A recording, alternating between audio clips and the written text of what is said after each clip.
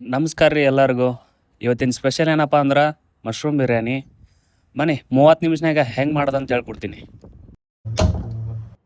First ಸ್ವಲ್ಪ ಎಣ್ಣೆ ಹಾಕೊಳ್ರಿ, ಆಮೇಲೆ ಸ್ವಲ್ಪ ಏಲಕ್ಕಿ, ಲವಂಗ, ಕರಿಮೆಣಸು, ಜೀರಿಗೆ, 2 ಪಲಾವ್ ಎಲೆ, ಸ್ವಲ್ಪ ಕಟ್ ಮಾಡಿರೋ ಈರುಳ್ಳಿ, ಟೊಮ್ಯಾಟೊ ಎಲ್ಲನೂ ಹಾಕೊಂಡು ಚೆನ್ನಾಗಿ ಮಿಕ್ಸ್ ಮಾಡ್ಕೊಳ್ಳಿ.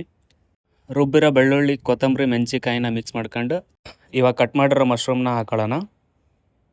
1 ನಿಮಿಷ ಚೆನ್ನಾಗಿ ಫ್ರೈ ಆದಮೇಲೆ ಒಂದು ಸ್ವಲ್ಪ ಉಪ್ಪು, ಸ್ವಲ್ಪ ಗರಂ ಮಸಾಲ, ಧನಿಯಾ ಪೌಡ್ರು ಎಲ್ಲ ಹಾಕೊಂಡು ಚೆನ್ನಾಗಿ ಮಿಕ್ಸ್ ಮಾಡಿ, ಆಮೇಲೆ 1/4 ಲೀಟ್ರ್ ಮೊಸರು ಹಾಕ್ಕೊಂಡು, ನೀವು ರೈಸ್ ಎಷ್ಟು ಹಾಕ್ತೀರೋ ಅದರ ಅಳತೆ ಮೇಲೆ ಸ್ವಲ್ಪ ನೀರು ಹಾಕ್ಕೊಂಡು, ಮೇಲ್ಗಡೆ ಒಂದು ಸ್ವಲ್ಪ ಕೊತ್ತಂಬರಿನ ಹಾಕಿ ಚೆನ್ನಾಗಿ ಮಿಕ್ಸ್ ಮಾಡ್ಕೊಳ್ಳಿ.